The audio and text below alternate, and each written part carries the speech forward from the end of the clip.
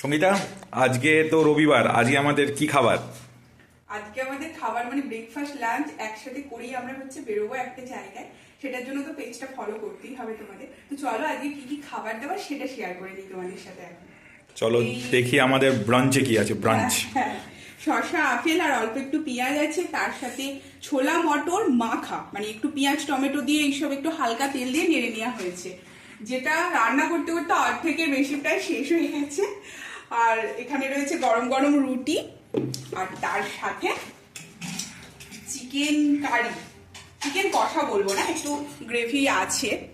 আলু বড় বড় করে দিয়ে চিকেন দিয়ে হয়েছে লাল লাল এইরকম একদম চিকেনে কারি এটা।